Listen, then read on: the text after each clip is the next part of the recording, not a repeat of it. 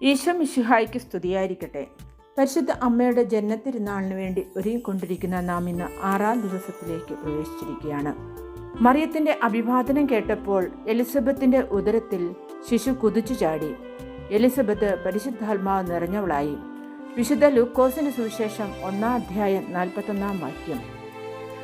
മറിയം ദൈവത്തിൻ്റെ തിരഞ്ഞെടുത്തവളായി യേശുവിനെ ഗർഭം ധരിച്ച് തൻ്റെ ബന്ധുവായ എലിസബത്തിനെ സന്ദർശിക്കുന്നു. അവൾ പറയുന്ന അഭിവാദനത്തിൽ തന്നെ ദൈവസന്നിധിയുടെ ശക്തി പ്രവർത്തിക്കുന്നു. ഇത് കേൾക്കുമ്പോൾ ഗർഭത്തിലെ ശിശു സന്തോഷത്തോടെ കുതിച്ചു ചാടി. എലിസബത്ത് പരിശുദ്ധാത്മാവിൽ നിറഞ്ഞു. ഇത് നമ്മെ പഠിപ്പിക്കുന്നത് എന്താണ്? ഒന്നാമതായി, ദൈവത്തെ കൊണ്ട് നിറഞ്ഞവരുടെ വാക്കുകൾക്കും സാന്നിധ്യത്തിനും ശക്തിയുണ്ട്.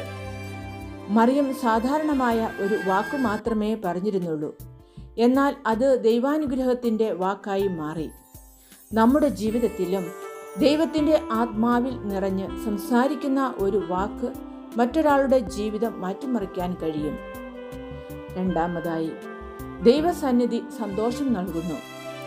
യോഹന്നാൻ ജനിക്കുന്നതിന് മുമ്പ് തന്നെ യേശുവിൻ്റെ സാന്നിധ്യം തിരിച്ചറിഞ്ഞ് സന്തോഷിച്ചു. യേശുവിൻ്റെ അടുക്കലെത്തുന്നവൻ, അവനെ കേൾക്കുന്നവൻ, അവനിൽ നിറഞ്ഞു നിൽക്കുന്നവൻ ഒരിക്കലും ദുഃഖത്തിൽ കുടുങ്ങിപ്പോവുകയില്ല.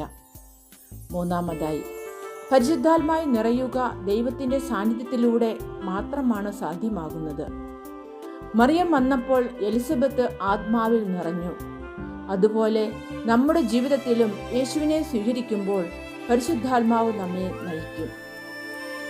അതിനാൽ പ്രിയ സഹോദരങ്ങളെ, നാം മറിയത്തെ പോലെ ദൈവത്തിൻ്റെ കൃപയിൽ നിറയുകയും എലിസബത്തിനെ പോലെ പരിശുദ്ധാത്മാവിൽ നിറയുകയും യോഹന്നാനെ പോലെ ദൈവസാന്നിധ്യത്തിൽ സന്തോഷിക്കുകയും ചെയ്യാം.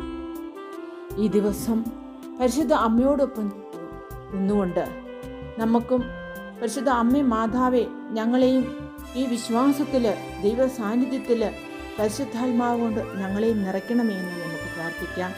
അമ്മയുടെ കാൽപ്പാടുകൾ ഓരോ ദിവസവും പിന്തുടരുമ്പോൾ അമ്മയുടെ ആ നിറഞ്ഞ സ്നേഹം, ആ നിറഞ്ഞ വിശ്വാസം, ആ ദൈവസാന്നിധ്യ ബോധം, ആ എളിമ നമ്മുടെ ജീവിതത്തിലും എന്നും പ്രാവർത്തികമാകാൻ വേണ്ടി നമുക്ക് ഈ ദിവസങ്ങളിൽ പ്രാർത്ഥിക്കാം. ദൈവം നമ്മെ അനുഗ്രഹിക്കട്ടെ.